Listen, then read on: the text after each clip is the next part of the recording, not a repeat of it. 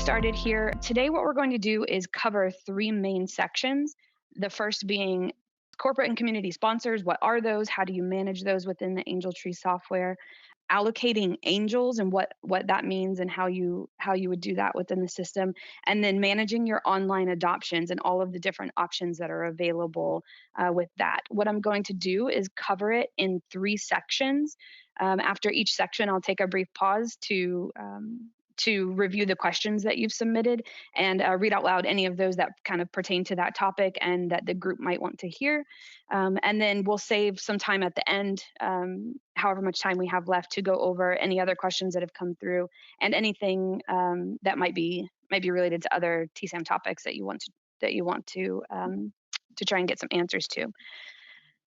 So the first of our topics is sponsors. What are sponsors, and how do we manage those? In the Angel Tree world, we refer to sponsors as those corporations or community partners who sponsor large groups of angels. So, for example, you may have a church in your community who says, okay, we're going to take 200 angels off your hands, and then we are going to have our congregation adopt those 200 angels. So we're going to be responsible for getting those out there.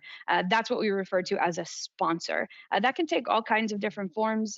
Those can be community sponsors, corporate sponsors, lots of different kind of ways that might work. But you should probably be pretty up to speed on that. So the question is, how do we incorporate those sponsors and how do we manage those using this system, and what tools are available for us? So we're going to spend the majority of our time today. In my main menu here, I'm going to go under Angels to Angel Allocations. This is where we are going to create our sponsors, manage our sponsors, and allocate our angels to those sponsors. So this is where we're going to spend the majority of our time. So like I said, sponsors take on many different forms. In every community, they're a little bit different.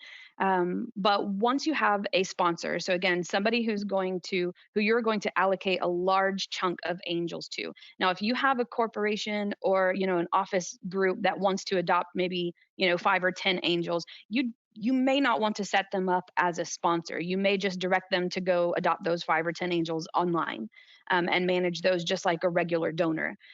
So that kind of threshold of what is a sponsor versus what is just a regular donor, that will be different for everybody.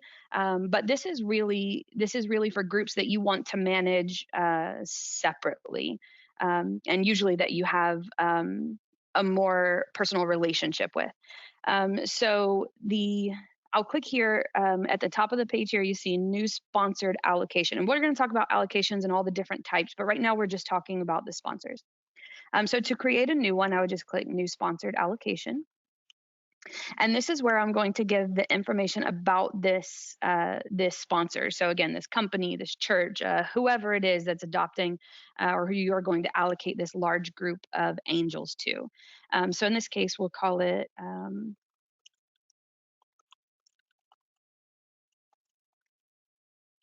all right, so we're in Panama City, so this is going to be the First Baptist Church of Panama City.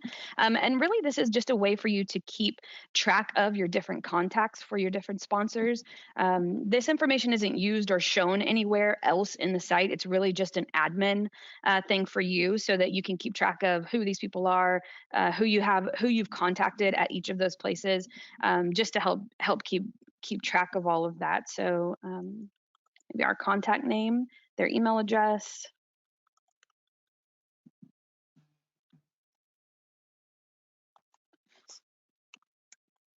and any contact information that you have from them. None of this is required. Again, it's just a helpful tool for you to keep track of who your sponsors are and who you have been in contact with. A couple other things you see here are the gift return method. So this is just another way to help you keep track of and remember how you are going, what arrangements you have made with this sponsor. So how are they going to get those gifts back to you once they have them? Are we going to go pick them up? So in that case, I would choose the pickup option. Or are they going to drop them off to us? And if they're going to drop them off, which of our drop-off sites are they going to drop them to? And of course, those drop-off sites are coming from your campaign admin. Hopefully at this stage, We're in late October, so hopefully everybody's already been through the campaign admin setup. If you haven't, there are other videos and recordings of webinars that can help you with that. But these drop-off sites will be listed based on what you have there. The gift return date, again, just something to help you track, okay, when can I expect that we're going to get these gifts back from this particular sponsor? Maybe we told them they have to have them back by December 4th. So I would save that there. And then just a place to give any notes. So,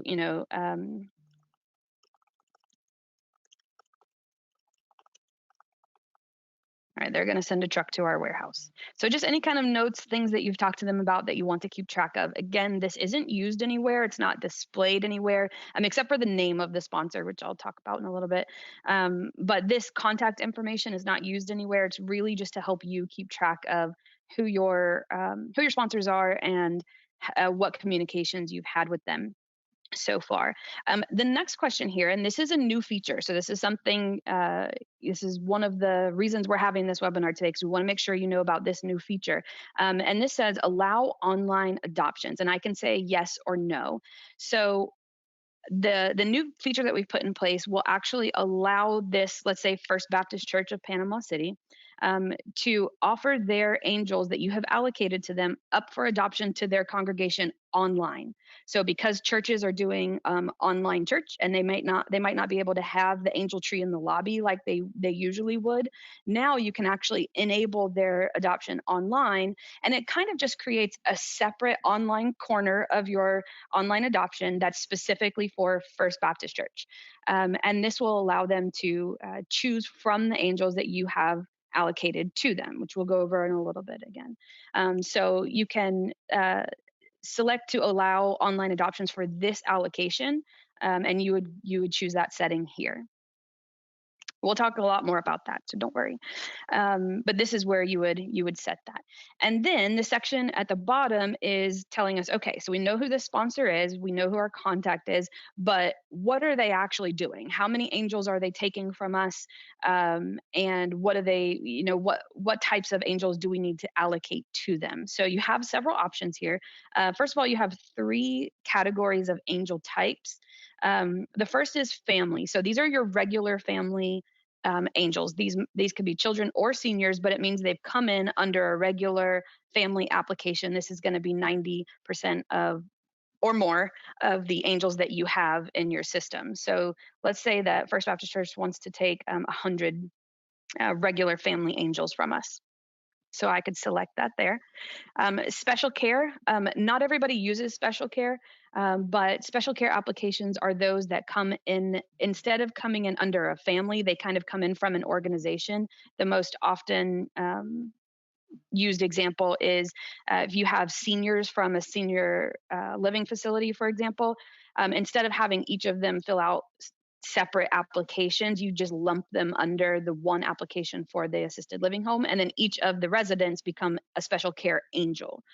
So that's the only difference between those. Again, if you haven't been through the campaign setup and learned all about special care angels and how to configure all of that, definitely go back to the campaign admin resources that we have to learn a little more about that. But if you have special care angels in your system, and this group specifically wants to adopt special care angels, you can put the number there. And then forgotten angels, this is more of a conceptual thing. These are not real angels. They are not records that you have in your system. They are simply generic angels, where you say, 50 boys and 50 girls between these age ranges, but they don't necessarily correlate to a specific child. And a lot of times people or corporations specifically like to adopt forgotten angels instead, because they don't necessarily know if they can guarantee that all the gifts will be returned. So instead of linking them to a specific angel, they just say they'll take some forgotten angels. So those are angels with no names, not necessarily records in the system. They are just angels, in theory, that they can return gifts for, that can then be shared to whatever angels get forgotten. So those are the 3 different types. So you can put in a number of angels that this sponsor requires for each of those. Then the allocation deadline. So this is just another tool. It's just a FYI thing to help you track, okay, when do I need to have angels allocated to this group by? So First Baptist Church of Panama City, they're having a holiday kickoff party, next Saturday, and so we have to have all of their angels allocated to them by that date. So that would be the allocation deadline. Again, it's just for you. It's a note for you to say, okay, I need to make sure that I have angels allocated by this date and time. So you can choose that there. And then it gets a little more advanced. If I click here, enforce additional filter criteria. This is going to come into play when we start doing the actual allocation. But so of this, let's say of this 100 family angels that I have here, they are specifically looking for a certain mix of angels. If I don't check this box, if I don't check enforce additional filter criteria, um, it's just going to pull the first based on some filters you apply when we allocate, which you'll see in a minute.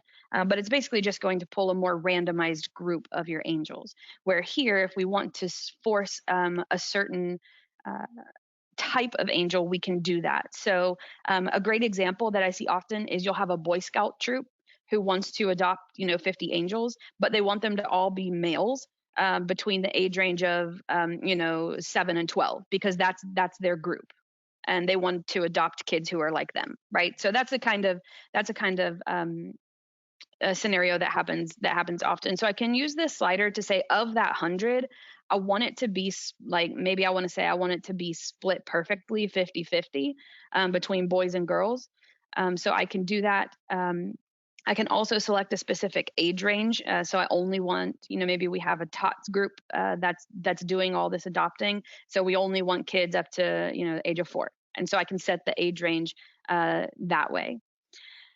And then the last one here is distribution sites. So as you know, as part of your campaign setup, you configured one or more different distribution sites. So what this allows you to do is say, I only want to allocate angels from this particular distribution site or sites. I can choose as many as I need to.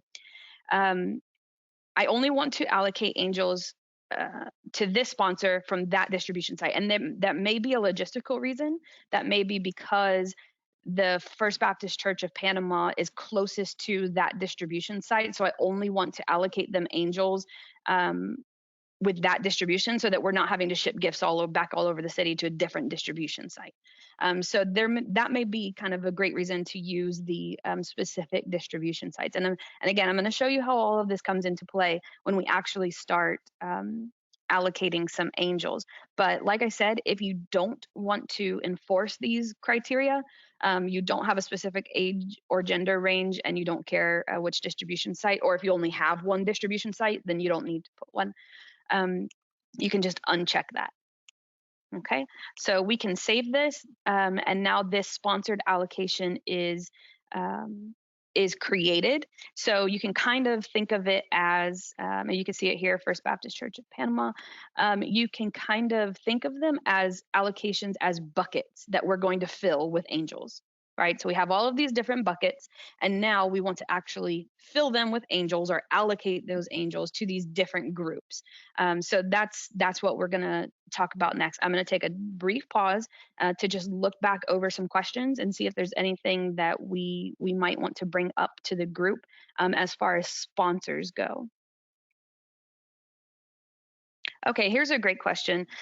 This one says, what about groups that want to sponsor 200 angels, but get 50 of them from online? Is there any way to track those separately?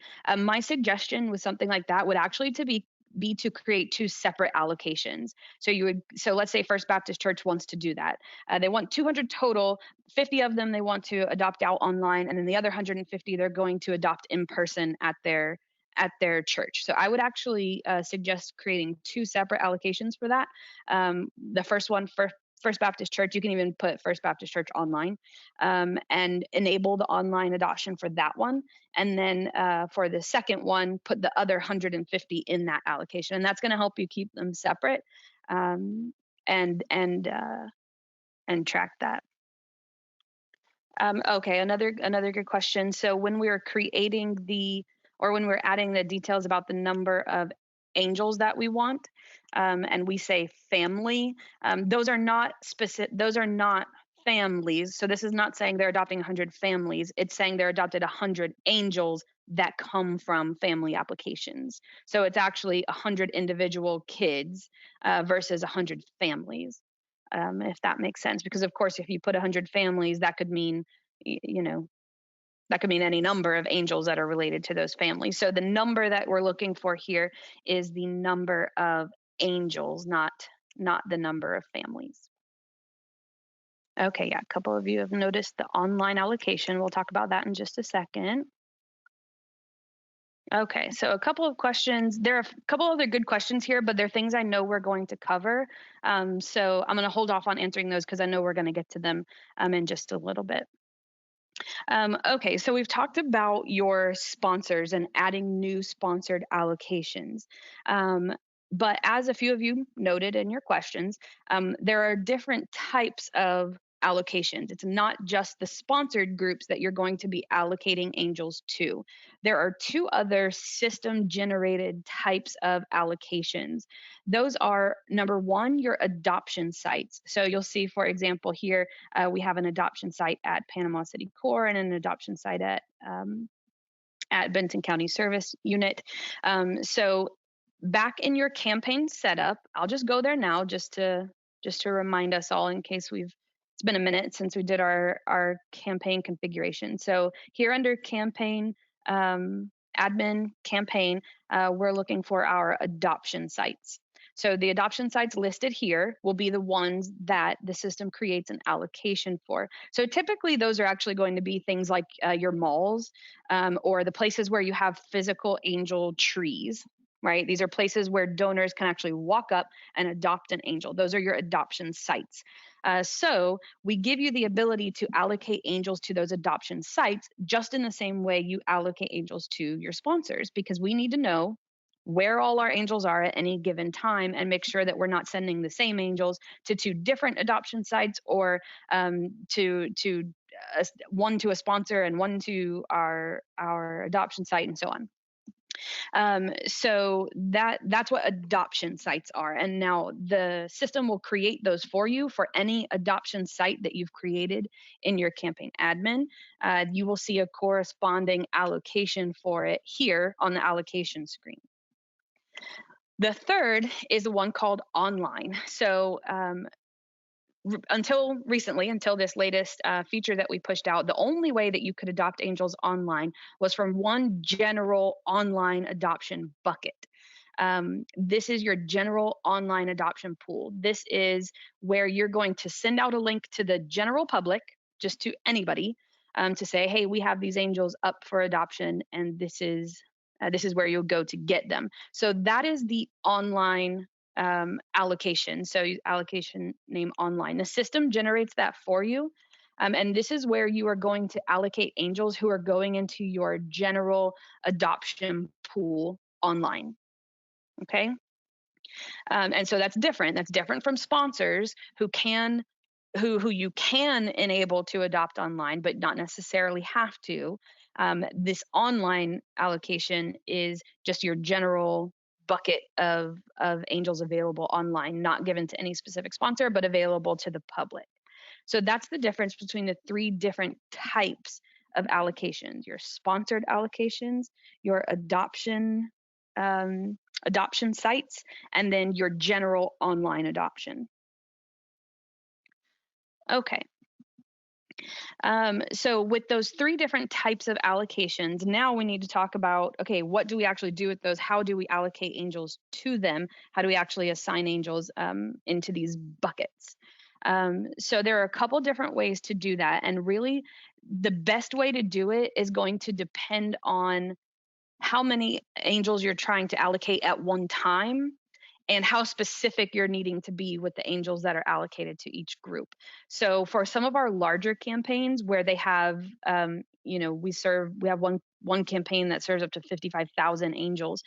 So when you have larger groups like that, and you have corporate sponsors who are adopting hundreds or thousands of angels at a time, you may want to use our larger tool that helps you allocate those larger groups.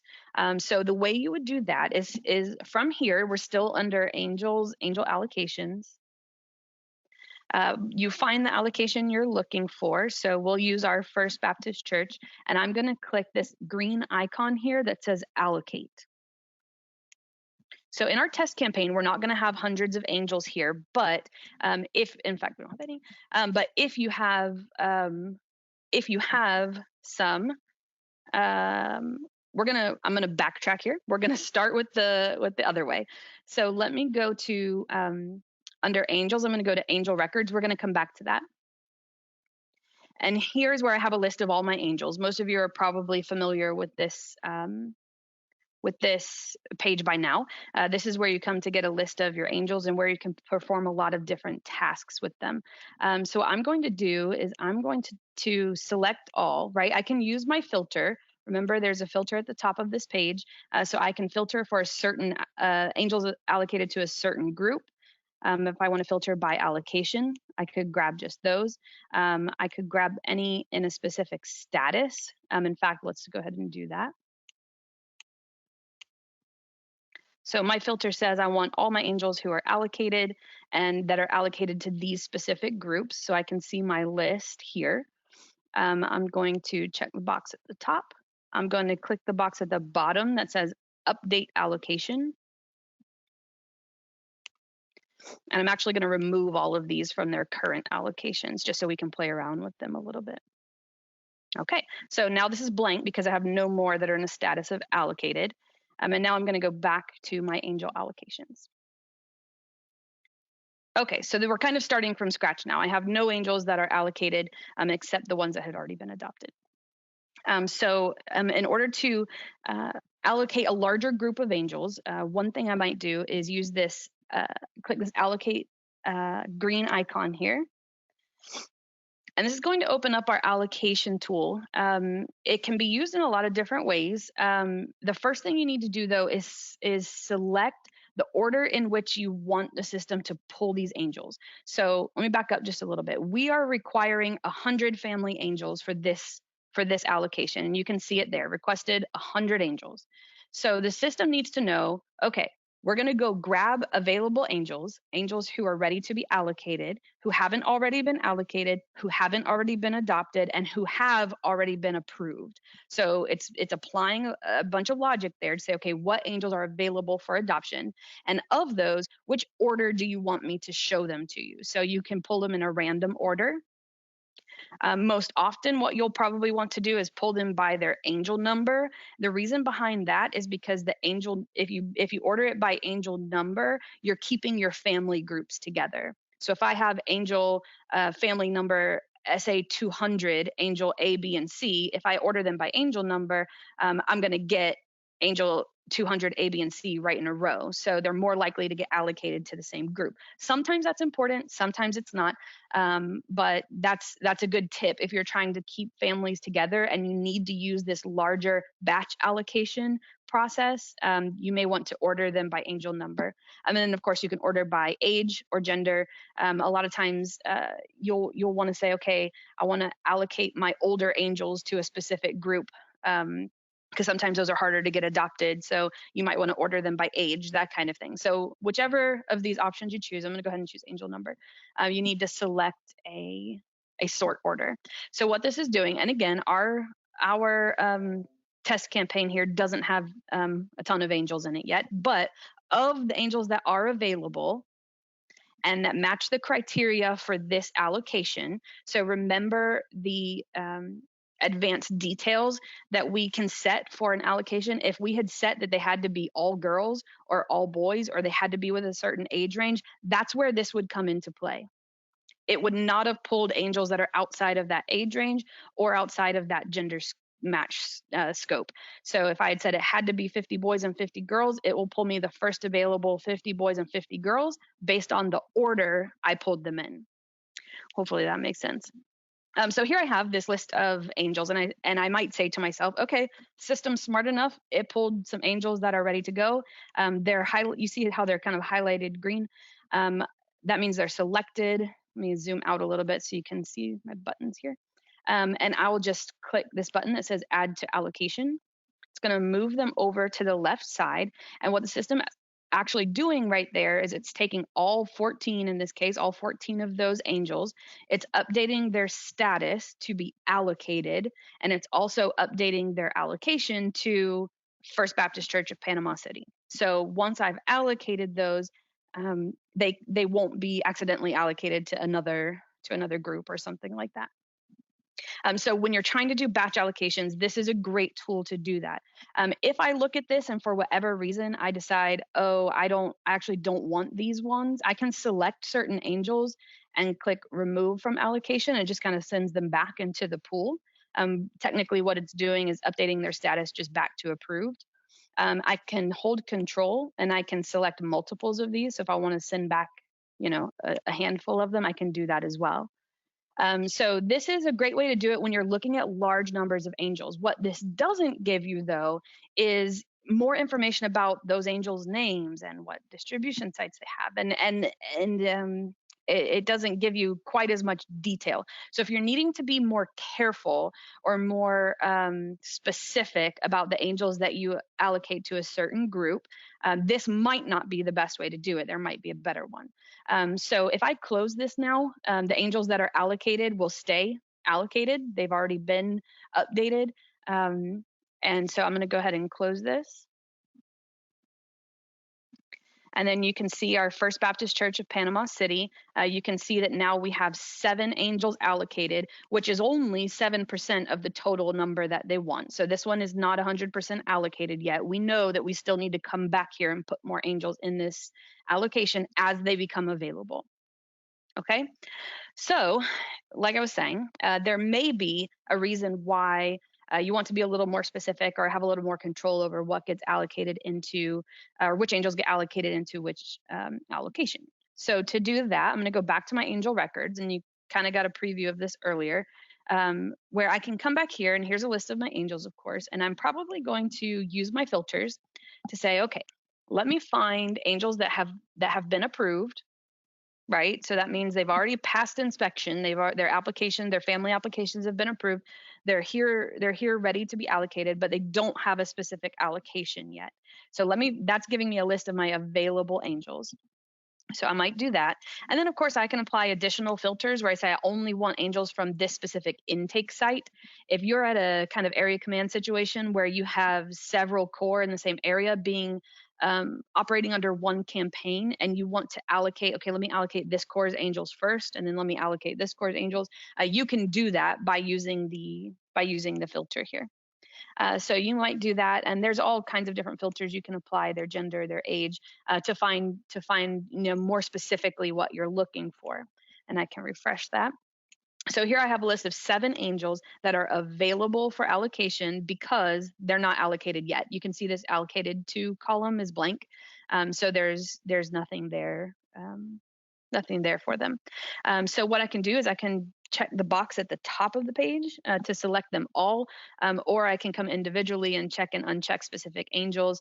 Again, if you're looking for angels in a specific family, you want to allocate this specific family group to this specific allocation, you can use the filter to find that family number and allocate just those angels. So this gives you basically all the flexibility, but sometimes it can take a little longer this way to allocate large numbers, but it does give you more flexibility as far as controlling what angels you're sending. So I've selected these 4 angels that I want to go ahead and update their allocation. So I click the update allocation button. And then I can choose from my list of allocations. And of course, all of the different allocations, both sponsored online and adoption sites, are listed here. So if I want to send this to First Baptist Church of Panama City, I would select that. If I wanted to send these to my general online adoption pool, I would just select online. And I'll go ahead and submit. And those 4 angels are going to be moved over under my online allocation. So if I want to look at those, we can see, I'm just going to change my filter to show only the online allocation. And there are the angels that we added there, along with one that had already been allocated there and was already adopted. So that's a little bit of a more flexible, but maybe a little more time consuming way to do allocations. So, like I said, the best way to do allocations is really going to depend on how many angels you're trying to allocate and under what circumstances and kind of how detailed you need to be. But those are the two different ways. If I have allocated angels to a specific allocation, and this happens often where you'll allocate, 100 angels to First Baptist Church, and then they come back to you and say, okay, there's 2 weeks to go, and it doesn't look like we're going to get all of these adopted. So I'm going to give you back the 25 that we haven't adopted. So that's easy to handle now. I can come here and I can say, okay, show me all of the angels for First Baptist that have not been or have not been adopted yet. So that means they're still in the allocated status. And I'd say, okay, they're not going to be able to adopt any of these. So I'd just really quickly check the box, update allocation, and I say, you know what, they're not going to be able to adopt them, but people are adopting them. Well on our public online adoption. So let me just throw those over there right now, and then they'll be automatically available for online adoption. So it's really nice to be able to quickly maneuver angels from one allocation to another, and especially using those filters is a great way to identify the ones you're trying to get. Okay, so that is my speech on allocating angels. Hopefully hopefully all that made sense to you. There's those two different ways to do that, and uh, and under what circumstances you might use each of those. One thing I would recommend, kind of as a tip, is use the allocations. It's very, very helpful for you to be able to put those, use the system to put those into those allocation buckets. Even if you don't do a lot of corporate sponsors, and even if you don't do online, but you do, your adoption sites, your different malls, your angel trees, it's really helpful to allocate the angels first, so you know where they're supposed to be, and then do things like printing angel tags, and things like that, because then you can group them by their allocation. So first I'm going to print all the angels that are allocated to mall A. Then I'm going to reuse my filter, and I'm going to find all the angels that are allocated to mall B, and uh, I'm going to print all those separately in a batch so that they stay together. So using allocations is really helpful. It's a great way for you to know which angels are where at any given time. Now, I'm going to take a quick break to look at questions, make sure we don't have any for that specific topic, and see if there's anything I can answer. But there are so many, it's gonna take me just a second to scroll through them. Okay, so question: if they being a corporate sponsor or a community corporate sponsor, I'm assuming, if they are committing to a certain number of angels but just want to share their link with their staff, do we still need to allocate them? That's a good question. There's a couple different ways you would handle that. If they commit to the number, if they say, okay, we're going to take 50 angels, and we just want to share those via our link, yeah, you can allocate the 50 angels and give them their link, which I'll give you in a second, or I'll talk about in a second, so that they can send that link out to their people to adopt those angels. If what you're saying is, yeah, they committed to 50, but they just want to send out a link and kind of help you advertise it more than be responsible for those 50 angels, yeah, you might want to just go ahead and give them the public general online adoption link.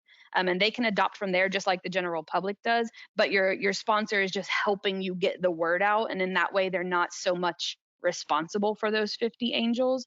So if that's a scenario you have, yeah, you might want to do that. You can still create them as a corporate sponsor or as a sponsor, and just not allocate any angels to them. Right? You can put them there just for your own records so that you know that they were one of your sponsors. But if you don't want to assign angels directly to them and just give them the online general online pool instead, you could do that. That's a way you could get around that. Okay, so I missed the part about checking off when the angel is adopted. So we haven't actually got that far. We'll talk about adoptions in a second, and how all of that works. But no, you don't have to do it individually. We'll get to that in just a second. Here's an interesting question, actually. Once we allocate, Can we print their applications all at once? Our fire department adopts whole families, and I've been printing their apps one by one. That's actually a great question. And the answer, at least, is no, you can't do that. And I'll tell you why. Because it's angels that are allocated to an allocation and not necessarily families. So there's no way to pull a list of families by allocation because one family could potentially have angels who are allocated to several different allocations. So as it is right now, that's not something that we can do. However, you can come here to your angel list. Run a report by the allocation and then order it by this angel number, and that at least gives you a list of the family applications you need to pull. I know that's still a little bit of a manual job, but yeah, that'd be the way you would need to do that right now. So one question, after angels have been allocated to a specific group, will it then allow us to print tags just for that group? So definitely, yes. And that's definitely something you want to be able to do. So here I have this allocated, or excuse me, filtered to a specific allocation, First Baptist Church of Panama City. So you see that's who I have here. And then of course I can use this checkbox that I've been using over here to the right. And instead of clicking update allocation, I can click print angel tags, and that's going to print the tags that I have selected. So that's definitely, you can do that. And that's what I strongly recommend. That's why I say allocate first and then print, because then it allows you to print them in batches and not have them all mixed up and then have people spending time putting them in separate piles and all of that good stuff. I've seen some long nights with people trying to separate tags into different piles and things like that. So definitely it will save you some time to allocate first, filter by allocation, and then print. And that will be really helpful. Here's a good question. Is there a way to assign angels twice or to allocate angels twice? Right now, there's not. You can only allocate angels to one group. Just because of data relationships, that makes the most sense. And we've specifically kind of designed it to make sure you don't accidentally allocate one angel to two different allocations. So right now, no, you can't do that. However, depending on what you're trying to do, because I've heard similar questions in the past, if what you're really trying to do is kind of duplicate angels, there's nothing in here that keeps you from printing the tags twice, for example. So if you want to allocate everyone to First Baptist Church, print all of those, and then allocate that group somewhere else and then print them again, there's nothing that's technically going to stop you from that. And in fact, that sounds like that's what you're trying to do, print separate tags for each. So there's nothing in here that kind of forces you to only kind of print them once. So you can definitely still print duplicate tags. Of course, we actually have protections in here that help you not print duplicate tags because sometimes you don't want to do that. But there's nothing that's stopping you from doing that. There's just a couple of things that kind of warn you, hey, this one's already been printed. Another thing you can do, just in that vein, talking about duplicating tags, is oftentimes we'll hear about people. So we want to allocate these 50 angels to this group, but just in case they don't get returned, or, just in case, we don't have enough angels to go around, so we're going to kind of duplicate these angels. Another thing you can do on this same screen here, whichever angels you want to find, check the boxes to select them, and then you can click print forgotten angel tags.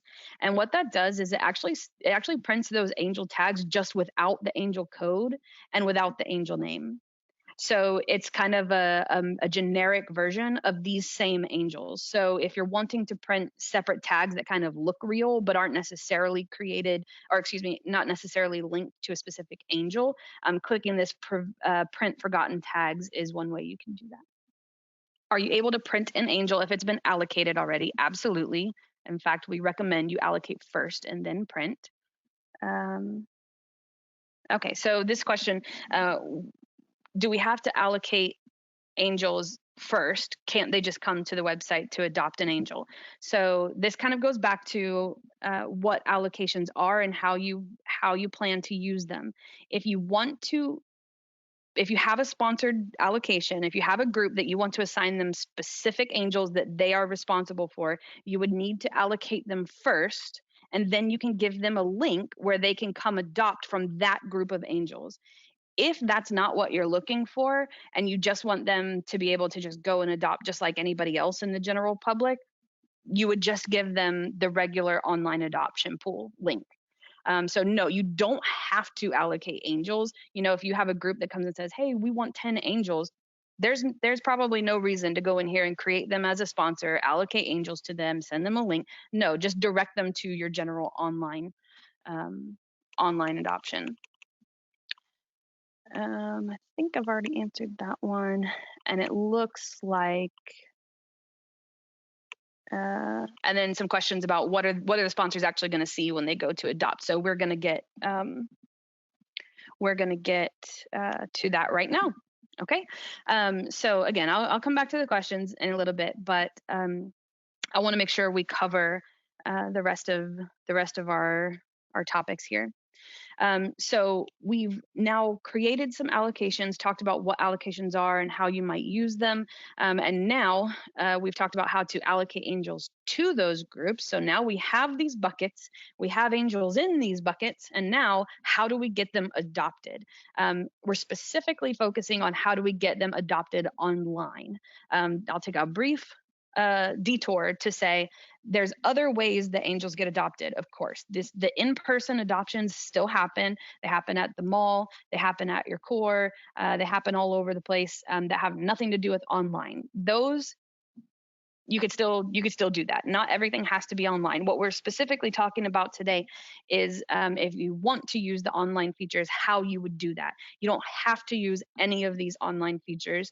In a lot of really small communities, you don't even have enough angels to warrant doing it online. You have sponsors or adopters or donors who you already know are going to adopt these angels, and you don't need to offer them up online. That's fine. You don't have to use any of the online features, but we just want to make sure that you know what's available. Especially this year, right? We're all doing something a little new with all of this online applications, and now online adoptions might be new to you as well. So it's the options there, but you don't have to use it, is my main point. So talking about online adoptions, there's a couple different ways we're going to go here. But first, I'm going to go under admin. I'm going to go to the campaign screen, and I'm going to click online. So this is where I can come to configure some settings surrounding my online adoptions. Like I said, you don't have to use it. If you don't want to use it, it's super simple. These are defaulted and already set to off. You see these two settings here. So you could turn them off and never have anything to do with online adoptions. That's fine. Or if you're wanting to dabble in it, there's several different things to do here. Now, your online angel tree presence can look different. It can take a lot of different forms.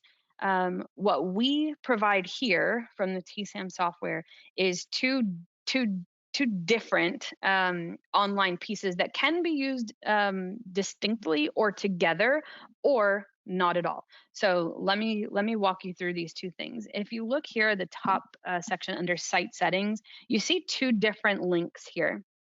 One is to the public angel tree website, and one is to the public adoption website.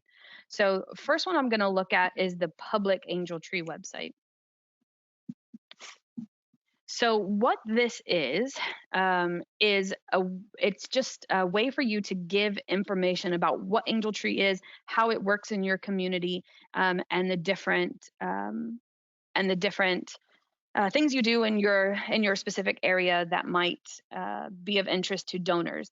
This information site is largely customizable. It's not completely customizable. So within this framework, you can do things like swap out the photos, swap some of the photos, not all of them, but swap out this video link. You can swap out the text in most places here. So it is largely customizable to make it fit your community. This is how Angel Tree works here. This is what we do. You'll see a map that pins on here any locations that are drop-off or adoption sites in your area. So using the addresses that you put in for your adoption or drop off sites in your campaign admin, it will pin those on the map. And so this is a place for you to send donors where they can get information about what Angel Tree is, how it works, and that might be it. You might send them here and you might have your online adoption turned off. This might just be a place where they can go and it's just pretty and they just get information about it, but there's not necessarily any angels to adopt. That's fine. That's one part of the kind of online presence that comes with this. Um, One of the main questions that we get is, can we shorten this URL, right? This link, because this is hard to give out to donors. So this is something that we're going to revamp for the next season to make sure that we can give you a way to customize those URLs. But for now, what we typically would say is this. You would link to this off of your existing website, off of your social media, off of whatever your current community online presence is. So you're really driving people here from there. So they would just be clicking this as a link, not necessarily, giving this out over the phone, because of course that would be pretty difficult. A couple other things you can do if you have a savvy IT department. Handy to you, and they can set up a vanity URL and have it redirect here. You can do that as well. Or we've some people who have set up tiny URLs and had them redirect here. So there's a couple different things you can do, and that's more of a preference in your local area and how your IT works, as to what options are really available to you there. And we'll have some additional functionality there going forward as well. But I do get that question a lot, so I just want to make sure to point that out. So this info page, this kind of public info page, this is something that you can use. Or if you have an existing website that people in your community are used to going to, you have like salvationarmypanamacity.com, and people are used to going there, and that's where you drive your traffic. That's where, when you do a radio interview, you say go to houstonsalvationarmy.org, and you already have that existing site. You may not even want to use this info site at all. You can put information about Angel Tree in your area there and just link directly to the adoption from there. So you might just skip this whole step. If I go back to my campaign admin here, the second link that you see down here, the actual adoption page. So that's a different link, right? That's a different link that you can send to your you can link to from your existing website. So if you don't want to use the info page, you already have a great informational website that you use in your community, you can just put a link on there that says adopt an angel, and it comes straight here to the adoption site. So these are two different things. Okay, two different things that can be used independently, or together, or not at all. So you happen to notice that this particular Panama City adoption doesn't have any angels available to adopt right now. So you see the message there that says check back soon for angels to adopt, and we're going to do that here in just a minute. So those are the two different options you have as far as using the public online Angel Tree pieces. So you can use either of those. Now, if you are going to be using the online adoption, and I mentioned that a lot of those settings for the info site are configurable. I should have said this is where you would actually come to customize those. So this is where you can come to change the photos, change the text. You can change captions on photos and even move where the caption is on that photo. So there's lots of different little things you can play around with here. But this is where you would come to do that. So you would add your own custom text in each individual section, add your links to your own videos and or social media links, and then just make sure you save each section as you go. So save changes as you go. But if you are going to do the online adoption, there are a couple of really important configurations that you want to make sure that you have, and that's really everything in this general section. This is, again, this is where your donors are going to actually perform the adoption. to actually look through a list of angels, and we'll talk about how that list is generated, but look through a list of angels and choose them and actually perform the adoption. So at that point, you would put a contact phone number. So this is where donors can contact you if they're having trouble or if they want to ask more questions or whatever the case may be. That's where you would put that. And then most importantly, and kind of what I wanted to go over is these three new settings down here at the bottom. So even if you have done your campaign configuration for this year, you've already looked at this online adoption, you want to come back and look at this because these are three new settings that you'll want to make sure that you have worked on for your campaign. So the first one is the donation URL. I'm going to jump back over real quick to the public site.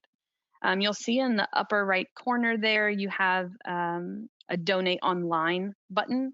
The default value for that will send the donors to donate to the National Salvation Army donation site.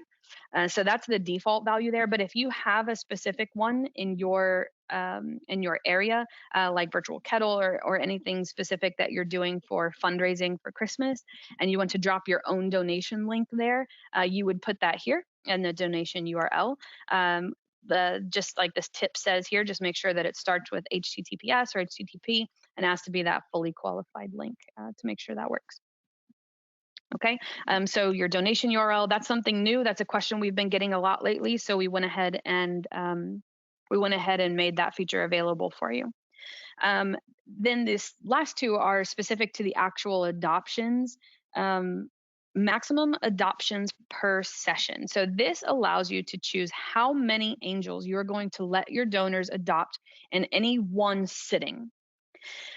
This may or may not be that important to you. It is in some cases, and I'll give some examples of why it might be, just so you can kind of get your wheels turning on how you want to set that.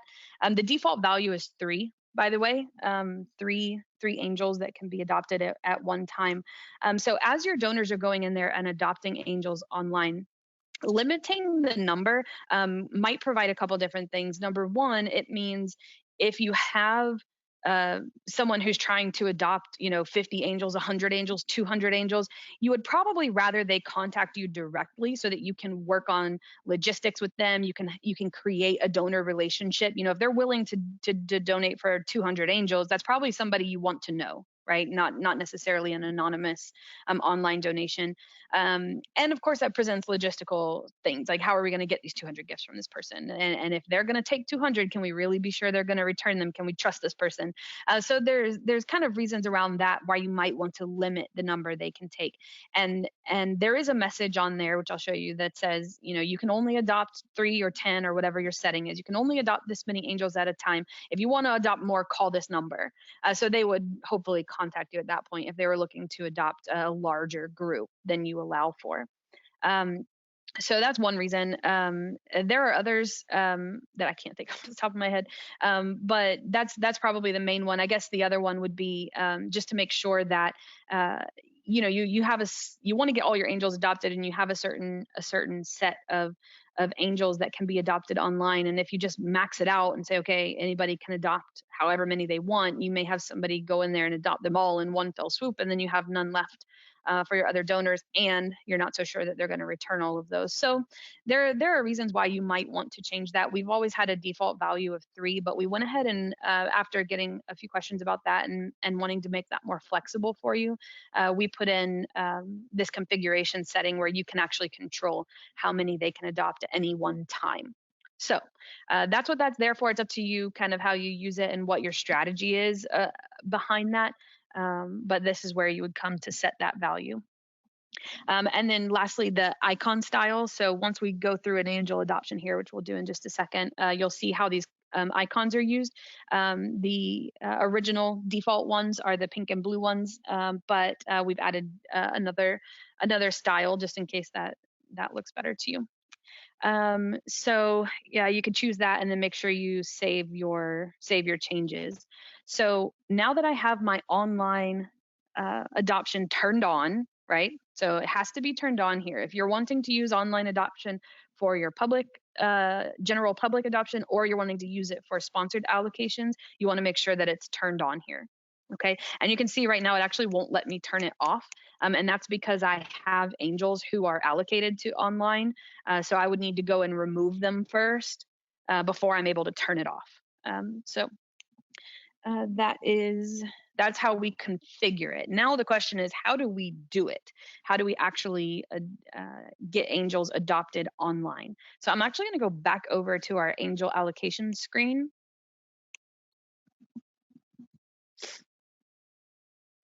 And I can look at, okay, what allocations do I have, and how are we going to get those adopted online? So first of all, let's talk about the general online adoption pool. So again, this is the system generated general public online adoption that's not related to a specific sponsor.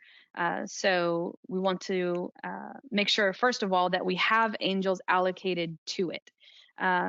So there's that. And then there's, we want to make sure that they haven't all been adopted. So you can see here allocated, allocated and adopted.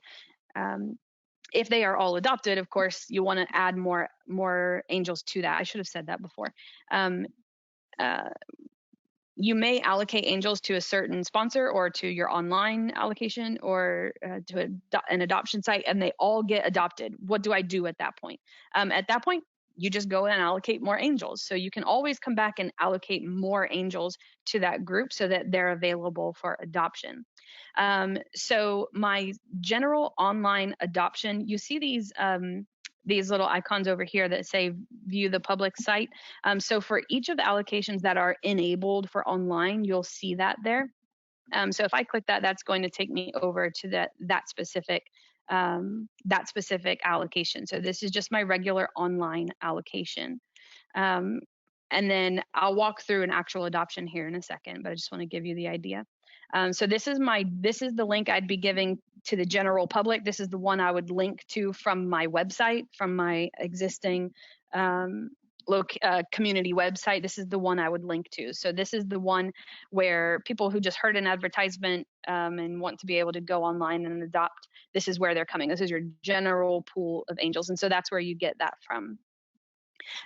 Then if I want to say, let's take our First Baptist Church angels, and I click, let me go back. Let me step back a sec to remind us. I just clicked that edit pencil there to get back into this screen. So I'm looking at my First Baptist Church of Panama City allocation. And remember, we set allow online adoptions to yes. So because of that, we have a specific URL or specific link that belongs to this allocation. Okay, and you can see that listed here. I could click here, can click visit adoption link. I could copy it from here, or let me close this, or I can click the little blue icon to the right over here. But either way, that's going to take me to the online adoption for First Baptist Church of Panama City. So you can see here that is the adoption that we're on. Right, First Baptist Church of Panama City. Otherwise, everything looks the same. It's the exact same checkout process. It's the exact same donor information and adoption that we talk about. The only thing that's different, so remember, I'm on First Baptist Church of Panama City. The only thing that's different is the pool of angels that I have to choose from. So we allocated angels to First Baptist Church. So the only angels I should see here when I go to adopt from this link are those angels. So this is the link that First Baptist Church is going to put on their website for their congregation, where their angels, where their congregation can go and adopt angels. So the donor can decide if they want male, female, or either. They can choose a specific age range to see if there's a specific kind of child they're looking for. They would click next, and the angels that they're seeing here are only those that were allocated to First Baptist Church. Okay. Similarly, if I went to the public general online adoption, I would only see the angels that are allocated there. So that's the difference. Okay. The online adoption and the actual adoption process is the same. What's different is the link they use to get there and the angels that they're going to see in that group. Okay. So this is our First Baptist group. You can see a couple of those settings that we entered. So you can see the icons that we chose. You can see it here. It says limit your adoptions to 10 at a time. That's because we set that to 10. And if you want to adopt more than that, call us at this number. That's the phone number that we put in our configuration screen. So that's kind of where all of this is coming into play. So the donor can choose as many angels as they want here, up to the number that we have selected. It will actually max out at, I believe, 100 angels on this screen. They can search through as many as are available. In this case, we only have 7 available, so that's why it's only showing the 7. Now, this is doing some clever things. So right now, I've checked that I want to adopt Bill, Dax, and little James. What would happen if someone else was trying to adopt from First Baptist Church at the same time, especially when you get down to a small pool of angels where there's only a handful left, like we have? This will actually prevent someone else from trying to adopt the same angel. So if you logged on at the same time and you tried to adopt Bill, but I checked him first, it'll say, sorry, somebody just took Bill, take someone else. That's all just to make sure that all the angels get adopted and you don't accidentally have them stepping over each other. And confuse those donor records. So I can select which angels I want, and then I'll click continue. And of course, now we're going to collect information about our donor. So this is where we get all that valuable donor data that I know you're going to use later in the year to contact this person and say, hey, you adopted an angel, now send a kid to camp, that kind of fun stuff. This is where we're collecting all of that from them. This also is helpful because it will, I'll show you where you can get this information in the system, and we can actually see which angels each donor has. There's a link created between this donor and those angels. So I'll show you what that looks like. So here they select where they're going to drop these gifts off from a list. Of course, that list is generated by your campaign settings. And then here you can see, here are the 3 angels that I adopted: Bill, Dax, and little James.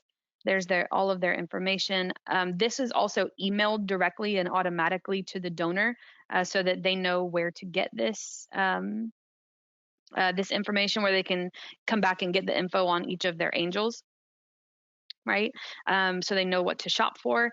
And it's an automatic kind of thank you for adopting.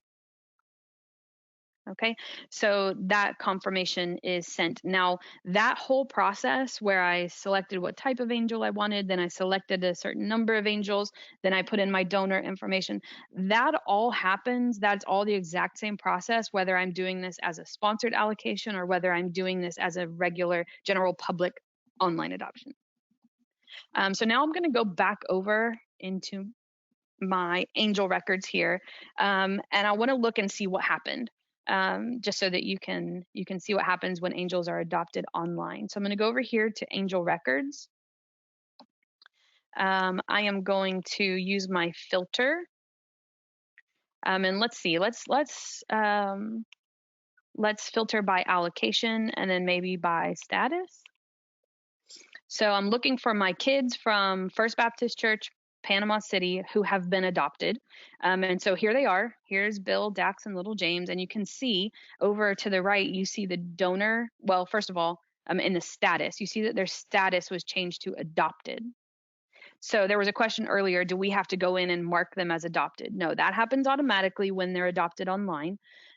So the status gets updated to adopted. You can tell exactly the date and time. There's an adopted date all the way over here to the right. You can also see who the donor was. So in this case, this was Sandra Smith who adopted these 3 angels. And you can see that all of that happens at the same time. So even though their status is now adopted, you can still see that they were allocated to First Baptist Church of Panama City. So you can still, even though they've already been adopted, they are still in that allocation. So you can still kind of report on that. So you can call up First Baptist Church and say, hey, I'm getting concerned, there's only a week left and it looks like, you only have 10 out of 50 adopted. kind of thing. So this can help you with some of that. You see the donor name over here. It's clickable. So Sandra Smith. So I'm going to go ahead and click that. And that just takes me to a report about the donors. This is where I can see the donors' information, their address, their email address, their phone number if they gave one. So I could potentially call them up, or if they called me and said, "Hey, I forgot what angels I adopted, and I really want to go shopping for them, but I can't." For whatever reason, they need some help. You can actually get to this under admin reports, donor report. And then I can see Sandra, Mrs. Sandra Smith there, and I can see over to the right, and I can actually use the filter to search by her name. So if she calls me up and says, "Hey, I adopted some kids, but I need some, I don't know who they are," I could just come in here and search by her name, find her, and click the little 3. So it says she adopted 3 angels, so I could click them, and then I have the information about the angels that she adopted that I could share with her again if I needed to. So that's all really helpful. So online adoptions, I think, let me just look over my notes, make sure that was everything I wanted to cover. And then I'll take a look at the questions that you've got. Yeah, so I think that covers our online adoption. Again, the main takeaways there are, you don't have to use online adoption. If you want to, the configuration screens are under your campaign admin online. That's where you would go to create some of these settings. And then the other main takeaway, and especially the new feature there, is enabling online adoptions for your sponsors. And if you have done that, how you can get that link that you can give to them, which you can grab from this allocation page. Remember, it's here on that little blue icon, or you can click the edit to get this edit screen, and then you can grab the URL, copy the URL from there as well. Okay, those are kind of the main takeaways, and of course that the online adoption process is unchanged. It's the same. The only thing that's different is how they get there and what angels they see when they're there. Okay. Alrighty. So I'm jumping over to the questions. And we have about, I think, 15 minutes of what time we had scheduled. So I'll just answer as much of these as I can. If you want to stick around, please do. Again, if you need to jump off, remember this is being recorded and we'll make it available in the next day or two, as soon as we can get that uploaded to our training materials. If I haven't said before, if you're logged in here to Angel Tree under resources, there's several different things here that can help you out. FAQs are helpful, and there's information about this new stuff we've talked about there as well. And then of course click on training videos to get to any of our videos, and that's where this will be made available. Okay, let's see. All right, so looking over the questions. Whoa. They're coming so fast I can't read one before it moves. Are we able to edit the image for the angel tree tags? So I'm assuming that question is referring to this page here, the image for the tags on the online adoption confirmation. At the moment, no, that's not something that's configurable. That may be something we release in a future release to give you a way to update that. But at the moment, no, that's not something that can be customized.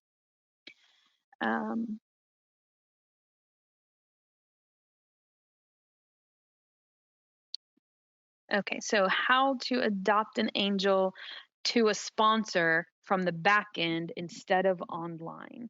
There's no way to adopt angels from the back end or to mark them as adopted. Now, of course, you would allocate the angels to the sponsor, and that we've covered.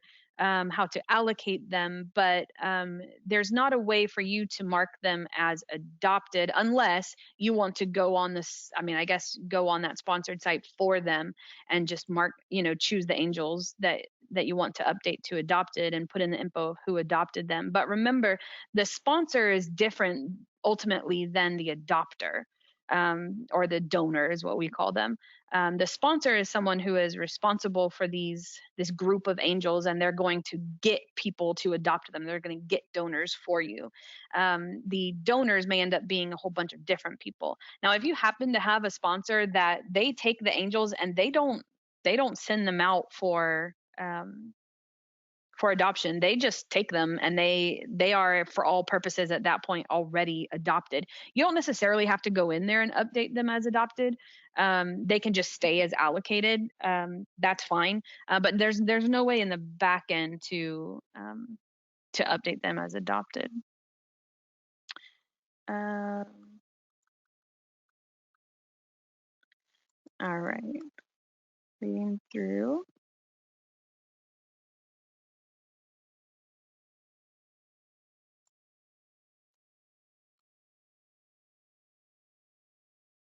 Is there we probably already covered this, but is there a link for the sponsor to get their own? Well, maybe I didn't.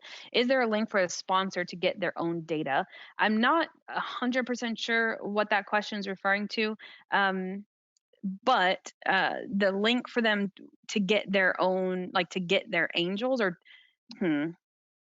I guess maybe Susan, you might have to expand on that question.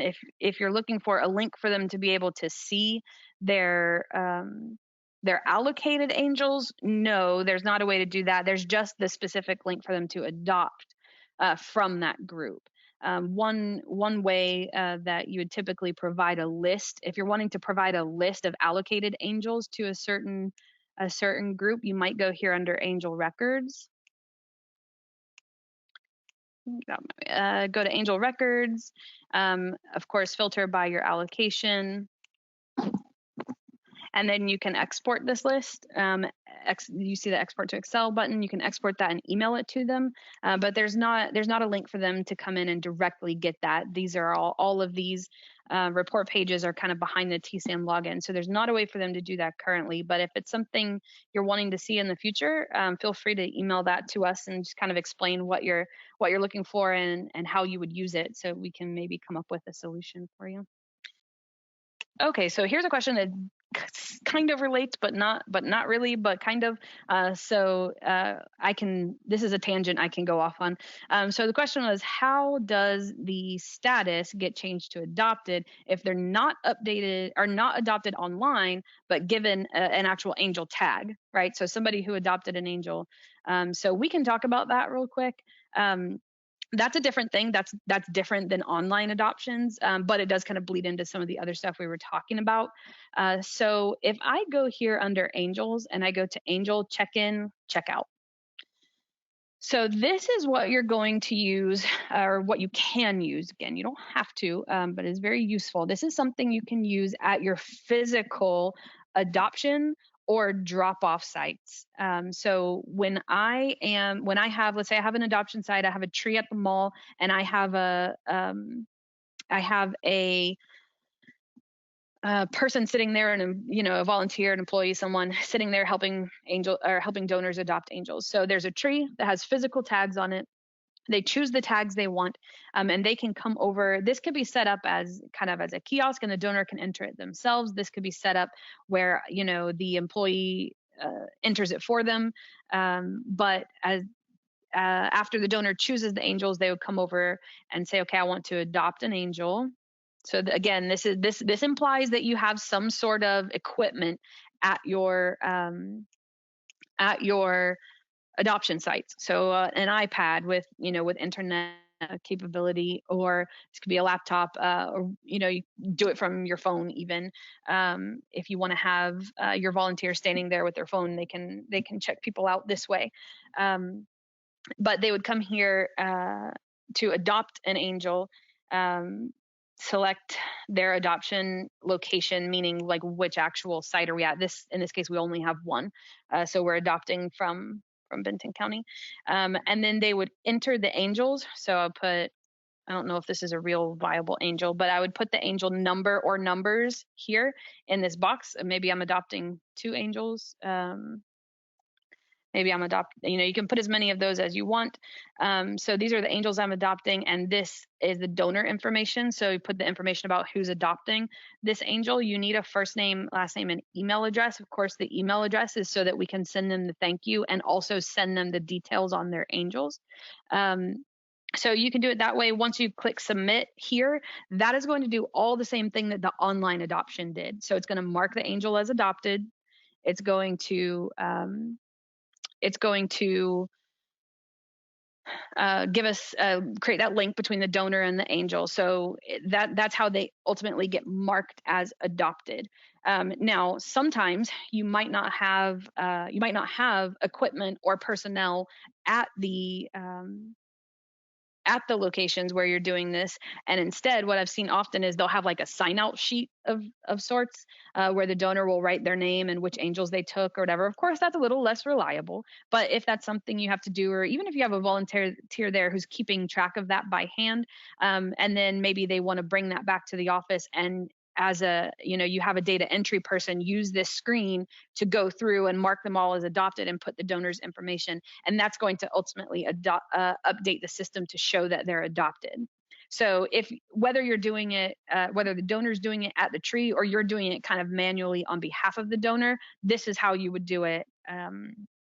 This is how you would do it when it's not an online adoption.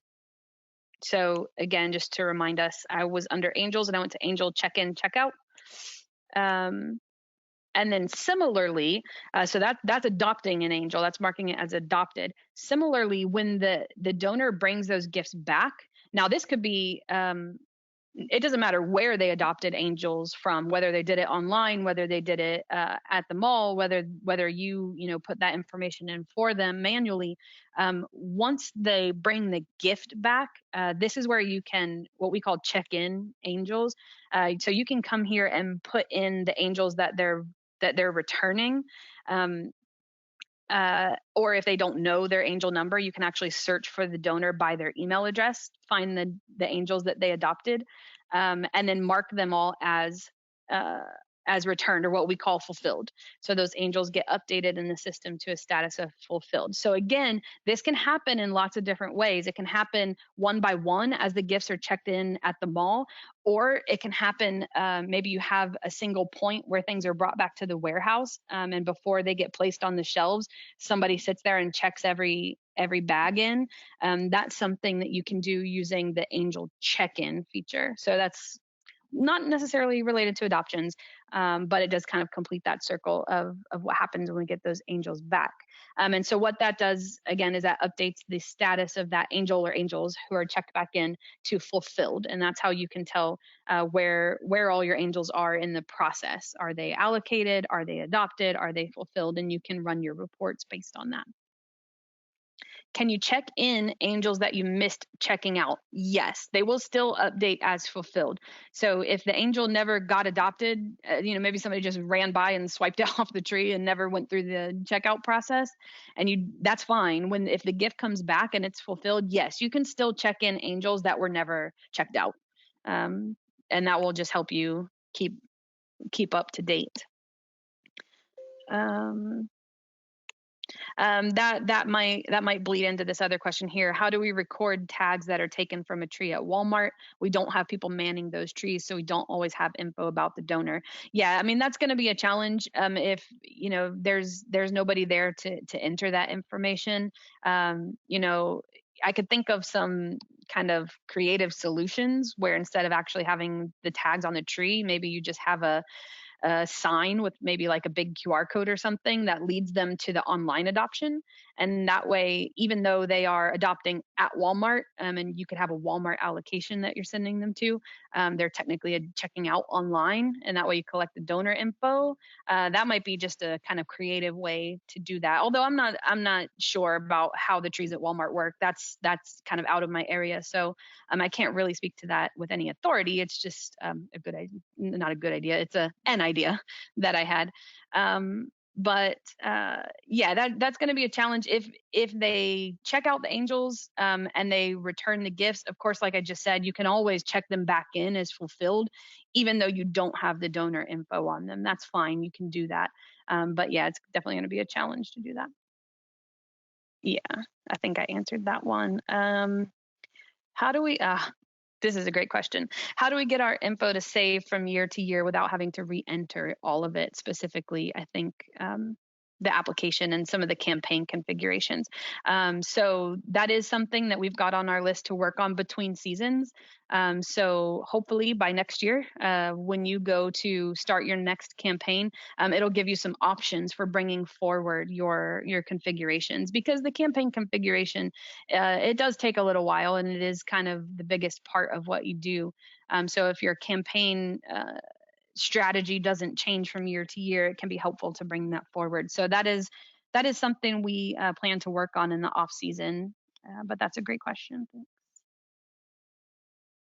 Okay, what does the sponsor give their people to get their angels online that they have adopted? If they have a group of angels, how do they get them online? I'm assuming that question is referring to the uh, angels who are allocated to a sponsor. How do they get that information? So angels that are allocated, so I'm going to go back here to my allocation screen. Angels that are allocated to First Baptist Church, Panama City. Remember that we have to have enabled online adoption, right? So this setting here, allow online adoptions, needs to be set to yes. So once I've done that, then I see the link is available there. So if the question is how do they get this link, maybe you would need to give it to them. So whoever your contact is for that sponsor, for that sponsor group, you'll need to make sure that you give them that link so that they can either link to it, from their social media or website, or somehow give that out to their congregation to adopt from. So yeah, you'll have to give that to them via email or something like that. That's how they would get that. Okay. Here's a question. Will our media sponsor logos that appear on our printed tags also appear on the online adoption tags? So I'm not exactly sure what location that's coming from, but there are some locations that have customized angel tags that have media sponsors on them.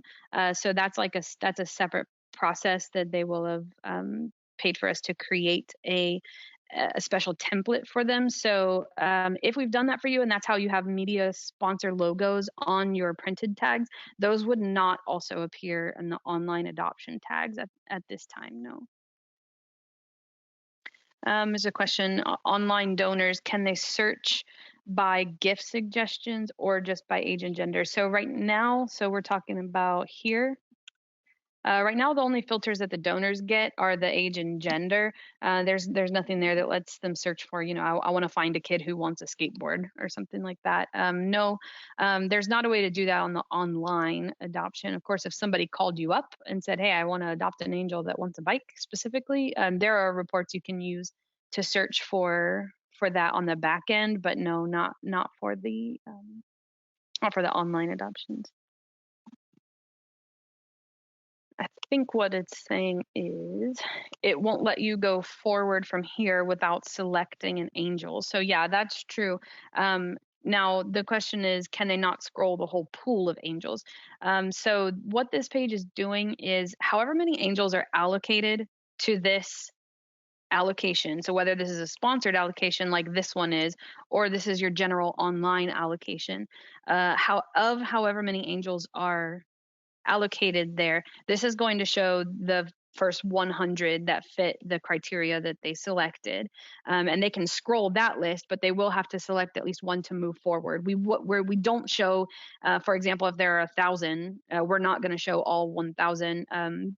Just to make sure that it's a cleaner experience. And usually the donor doesn't know that there's more to search through. So, giving them as large a giving them a large number to choose from, but not necessarily all of them, just makes for a little cleaner experience. So they do have to select one, but you're right. No, it's not necessarily showing every single angel that's allocated here. Okay, if you don't specify the enhanced features for angels when allocating to sponsors, what pool of tags do they see? Um, so they see more than the number they commit to. Okay, so I think what you're referring to, let me go back here because this can get a little complicated when you're using a bunch of, especially when you're using big numbers here. Um, so First Baptist Church, I'm going to go back to our settings here. So I'm going to click that edit pencil. And we're talking about these enhanced features. So, are these enhanced criteria, filter criteria.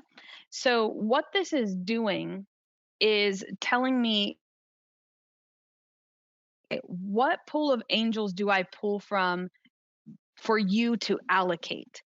It's not saying these filter criteria. Okay, let me back up. The question was, if I don't use this filter, does that mean that the sponsors will go online and see more than their 100 angels? No, they will only see which angels you allocate to them. That's it. What I mean, even if they said they want 100, if you allocate 50, they'll see 50. If they said they want 100 and you allocate 500, they'll see 500.